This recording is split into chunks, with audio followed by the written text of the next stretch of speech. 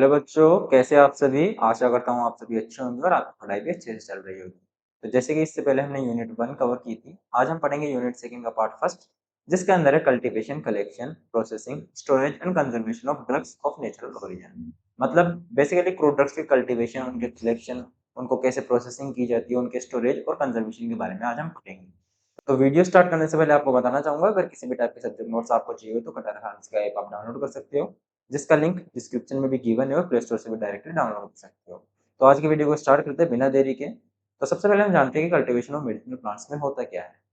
तो cultivation is the controlled growing of medicinal plants under suitable environment and agricultural conditions to obtain maximum yield and desired quality of products.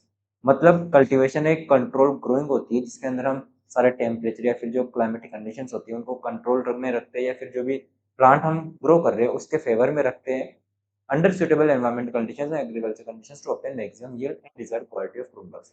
मतलब basically cultivation एक control growing होती है medicinal plants की, जिसके अंदर हम suitable environment या फिर एग्रीकल्चर कंडीशंस प्रोवाइड करवाते हैं, जिससे कि हमें मैक्सिमम यील्ड और डिजायर्ड क्वालिटी मिल सके क्रूड ड्रग्स की। तो खेती वह प्रक्रिया है जिसमें औषधीय पौधों को नियंत्रित परिस्थितियों में उगाया जाता है, ताकि अधिक मात्रा और अच्छी गुणवत्ता की औषधियाँ प्राप्त हो। इसके बाद में नेक्स्ट है कि नीड फॉर कल्टीवेशन की क्या जरूरत है। तो इसके अंदर है earlier medicinal plants were collected from wild sources, but this cause many problems. मतलब इसका मतलब ये है कि मेडिसिनल प्लांट्स को पहले के टाइम पे वाइल्ड सोर्सेज से ही कलेक्ट करते थे, लेकिन इससे बहुत से प्रॉब्लम्स होती थी। इसके अंदर जो है वो है वेरिएशन इन केमिकल कॉन्स्टिट्यूएंट्स। मतलब केमिकल कॉन्स्टिट्यूएंट्स के अंदर बहुत सारी वेरिएशंस आने लगी। इसके बाद में है risk of collecting wrong plants. मतलब प्लांट्स को जो कलेक्ट करते हैं उसके अंदर भी ये रिस्क कि हो सकता है कि गलत प्लांट कलेक्ट कर लिया हो। इसके बाद में आता है अडल्ट्रेशन एंड सब्स्टिट्यूशन। हो सकता है कि उनके अंदर मिलावट की गई हो, सब्स्टिट्यूटेड हो या फिर अडल्ट्रेटेड हो। इसके बाद में आता है सीजनल अवेलेबिलिटी। मतलब वो सीजन्स के अंदर ही ग्रो करते थे, उन्हें ऐसे ग्रो नहीं किया जाता था पहले के टाइम पे। इसके बाद में over exploitation leading to extinction. और उनका अधिक दोहन करने से या फिर एक्स्ट्रा यूज करने से, ओवर यूज करने से वो एक्सटिंक्ट भी हो सकते थे। इसके बाद में आता है एडवांटेजेस ऑफ कल्टीवेशन की कल्टीवेशन के क्या क्या एडवांटेजेस हैं, जिसके अंदर है यूनिफॉर्म क्वालिटी ऑफ ड्रग्स। मतलब ड्रग्स को कल्टीवेट करने से या फिर मेडिसिनल प्लांट्स को कल्टीवेट करने से हमें जो ड्रग्स है उनके अंदर यूनिफॉर्म क्वालिटी मिल पाती है। Higher rate of active constituents, या फिर ऐसे बोल सकते हैं कि जो हायर कॉन्स्टिट्यूएंट्स है या फिर जो एक्टिव कॉन्स्टिट्यूएंट्स है उनकी हाई यील्ड मिल पाती है, यानी भरपूर मात्रा के अंदर उनके अंदर एक्टिव कॉन्स्टिट्यूएंट्स प्रेजेंट होते हैं। इसके बाद में आता है कंट्रोल ग्रोथ कंडीशंस। मतलब उन्हें हम अपनी कंडीशंस के अकॉर्डिंगली ग्रो कर सकते हैं। इसके बाद में आता है इकोनॉमिक प्रोडक्शन। इसके बाद में आता है कंजर्वेशन ऑफ मेडिसिनल प्लांट्स। मतलब मेडिसिनल प्लांट्स को हम कंजर्व भी कर सकते हैं इसमें। इसके बाद में स्टेजेस ऑफ कल्टीवेशन आती है, जिसके अंदर है सिलेक्शन ऑफ प्लांट मटेरियल। मतलब सबसे पहले कल्टीवेशन के लिए हम प्लांट मटेरियल को सेलेक्ट करते हैं, तो उसके लिए कुछ सर्कमस्टांसेस या फिर कंडीशंस होती है वो हम देखते हैं। तो उसके अंदर है selection of correct species and variety. मतलब प्लांट के करेक्ट स्पीसीज और करेक्ट वेराइटी को सिलेक्ट करना पड़ता है पहले ग्रो करने से पहले। इसके बाद में should have high yield, high active constituents and disease resistance. मतलब उनके अंदर हाई यील्ड होनी चाहिए, हाई एक्टिव कॉन्स्टिट्यूएंट्स होनी चाहिए, यानी एक्टिव कॉन्स्टिट्यूएंट्स का हाई अमाउंट के अंदर प्रेजेंट होने चाहिए उसके अंदर, एंड डिजीज रेजिस्टेंस होनी चाहिए वो।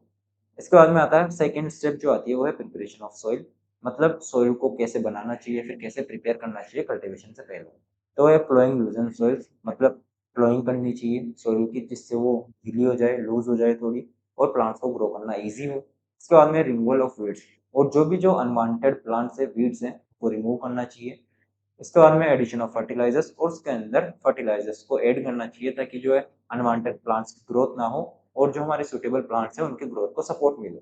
इसके बाद में आता है कि आइडियल सॉइल क्या होती है। तो वो वेल ड्रेन्ड होती है। मतलब उसके अंदर लिमिटेड या फिर प्रॉपर अमाउंट के अंदर वाटर प्रोवाइड किया गया होता है, न्यूट्रिएंट रिच होती है, और पीएच भी सुटेबल होती है, जो मेडिसिनल प्लांट्स के अकॉर्डिंगली होनी चाहिए।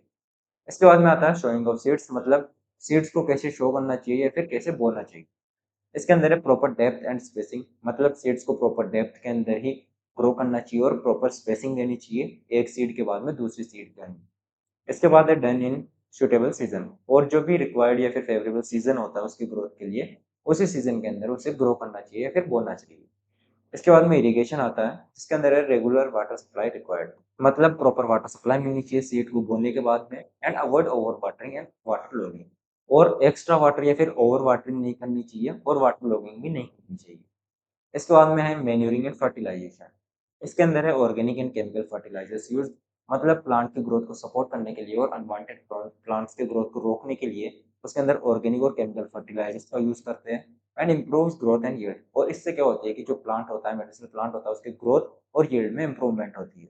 इसके बाद में आता है वीड कंट्रोल, मतलब अनवांटेड प्लांट्स जो होती है उनकी ग्रोथ को कैसे रोक सकते हैं और उन्हें कैसे कंट्रोल में कर सकते हैं। इसके बाद में आता है वीड्स कम्पीट फॉर न्यूट्रिएंट्स, मतलब वीड्स जो अनवांटेड प्लांट्स होते हैं वो क्या करते हैं कि जो सोइल के अंदर न्यूट्रिएंट्स अवेलेबल होते हैं उनके लिए कम्पीट करते हैं, जो कि मेडिसिनल प्लांट्स के ग्रोथ के लिए रिक्वायर्ड होते हैं। रिमूव मैन्युअली और बाय हर्बिसाइड्स, और इन्हें कैसे रिमूव कर सकते हैं, या तो मैन्युअली रिमूव कर सकते हैं या फिर हर्बिसाइड्स का यूज़ करके इन्हें रिमूव कर सकते हैं।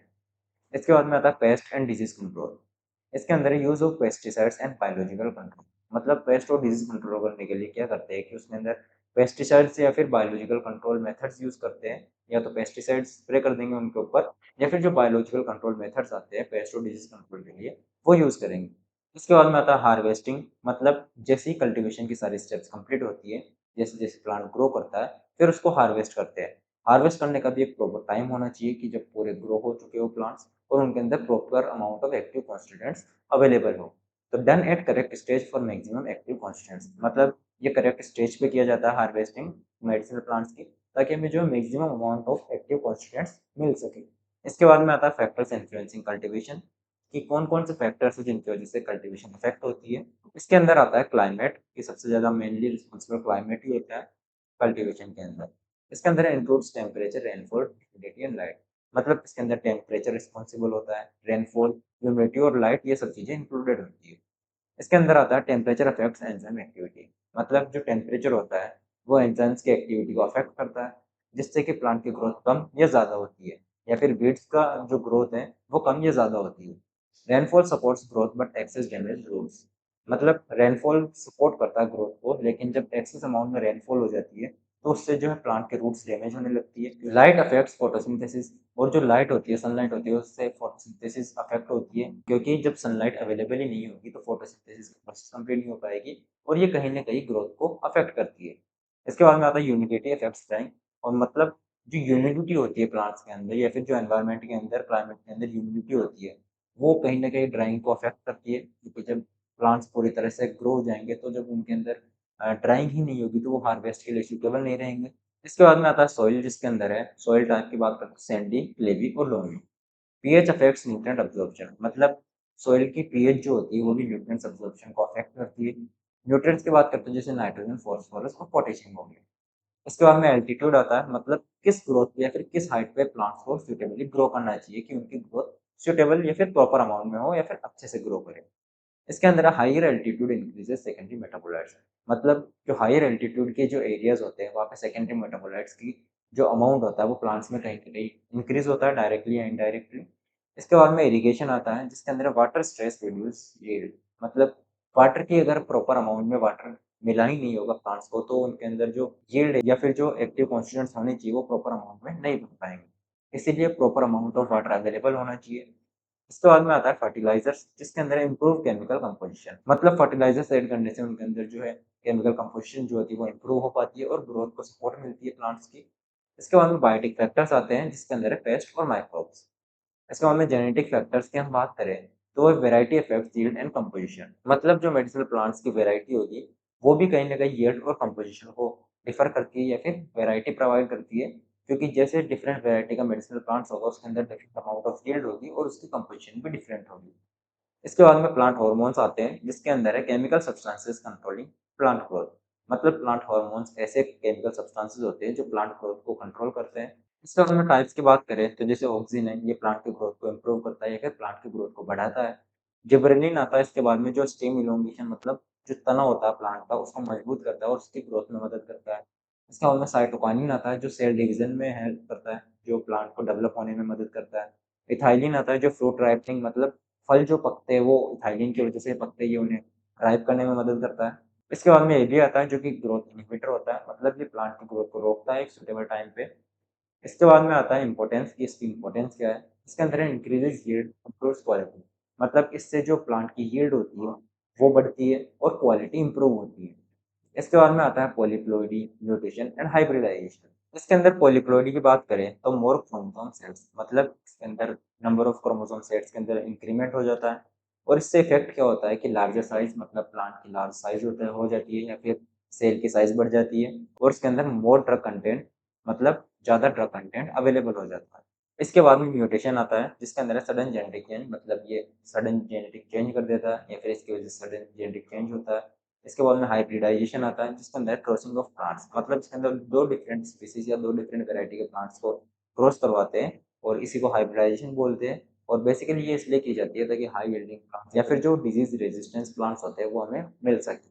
इसके बाद में कलेक्शन ऑफ ड्रग्स आता है कि ड्रग्स को कैसे कलेक्ट करना चाहिए, उसकी क्या-क्या प्रोसेस होती है, क्या-क्या स्टेप्स होती है। तो इसके अंदर है हार्वेस्टिंग एट करेक्ट स्टेज, मतलब उनको जो ड्रग्स है उनको हार्वेस्ट करना चाहिए करेक्ट स्टेज पे ही, मतलब ऐसा ना हो कि उनके अंदर प्रॉपर ड्रग अमाउंट या फिर मेडिसिनल वैल्यूज़ या फिर जो सिस्टमिक मेटाबोलाइट्स या फिर जो एक्टिव केमिकल कॉन्स्टेंट्स होते हैं, वो प्रोवाइड ही नहीं हुए और उससे पहले ही हमने उन्हें कल्टीवेट या फिर हार्वेस्ट कर लिया। तो ऐसा नहीं होना चाहिए, उनके अंदर प्रॉपर अमाउंट ऑफ टाइम या फिर प्रॉपर टाइम पीरियड के अंदर ही उन्हें हार्वेस्ट करना चाहिए। इसके बाद में टाइम टेबल की बात करें तो जैसे लीव्स होती है वो फ्लोरिंग से पहले उन्हें हार्वेस्ट करना चाहिए, जो रूट्स होती है उन्हें मेच्योर होने के बाद हार्वेस्ट करना चाहिए और बार्क जो होती है उसे स्प्रिंग सीजन के अंदर हार्वेस्ट करना चाहिए। इसके बाद में प्रिकॉशंस की बात करते हुए correct identification and avoid contamination. Precautions के अंदर हम क्या कर सकते हैं कि जो भी प्लांट्स हार्वेस्ट कर रहे हैं उनको करेक्टली आइडेंटिफाई करना चाहिए, क्योंकि हो सकता है कि वो प्लांट दूसरा हो दिखने में सिमिलर हो। अवॉइड कंटामिनेशन, और जो कंटामिनेशन है उसे अवॉइड करना चाहिए, मतलब मिलावट से बचना चाहिए। इसके बाद में प्रोसेसिंग आती है, तो इसके अंदर कुछ स्टेप्स इंक्लूडेड हैं जिसके अंदर सबसे पहले है कि ड्राइंग, मतलब उसके अंदर जो भी हमने चीज़ें हार्वेस्ट की उसमें से मॉइस्चर रिमूव करते हैं सबसे पहले, और जिससे क्या होता है कि माइक्रोब्स की ग्रोथ धीरे हो जाती है या फिर माइक्रोब्स ग्रो नहीं कर पाते उसके अंदर।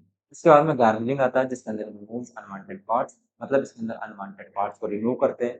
इसके बाद में ग्राइंडिंग आता है जिसके अंदर पाउडर फॉर्मेशन, मतलब पाउडर बनाते हैं उन चीज़ों को पीस के। इसके बाद में पैकेजिंग आता है जिसके अंदर प्रोटेक्शन, मतलब सूटेबली या फिर अच्छे से पैक करना चाहिए उनको, जिससे क्या है कि प्रोटेक्शन प्रोवाइड हो उनको और मॉइस्चर से बच सके वो। इसके बाद में स्टोरेज आता है जिसके अंदर कंडीशंस चेक करते हैं उसके अंदर की कौन सी कंडीशंस होनी चाहिए। तो वो है कूल, ड्राई और एयर टाइट होनी चाहिए, मतलब ठंडे एरिया में होनी चाहिए, टेम्परेचर ज़्यादा हाई नहीं होना चाहिए, ड्राई होने चाहिए, कोई मॉइस्चर कंटेंट प्रेजेंट नहीं होना चाहिए उनके अंदर और एयर टाइट कंटेनर्स के अंदर स्टोर किए जाने चाहिए।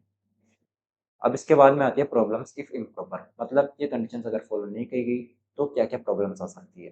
तो इसके अंदर है डिग्रेडेशन, मतलब जो भी हमारा प्रोडक्ट था वो डिग्रेड हो सकता है माइक्रोब्स के ग्रोथ से, हो सकता है कि वो खराब हो जाए, और इंसेक्ट अटैक, मतलब उसके ऊपर इंसेक्ट्स अटैक कर देते हैं जिसकी वजह से भी प्रोडक्ट जो है हमारा जो एंड प्रोडक्ट था वो खराब हो सकता है। इसके बाद में कंजर्वेशन की बात करें तो प्रोटेक्शन ऑफ प्लांट्स, मतलब कंजर्वेशन में हम क्या करते हैं कि जो प्लांट्स होते हैं उनको प्रोटेक्ट करते हैं, मतलब जो भी एक्सटिंक्ट या एंडेंजर्ड जो स्पीसीज थी उनको प्रोटेक्शन प्रोवाइड करवाते हैं इसके अंदर।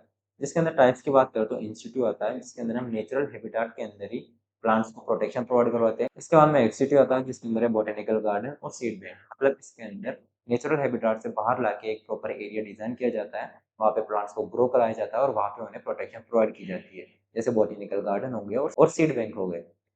इसके बाद में इम्पोर्टेंस की बात करें तो प्रोटेक्ट्स बायोडायवर्सिटी, मतलब ये बायोडायवर्सिटी को प्रोटेक्ट करता है।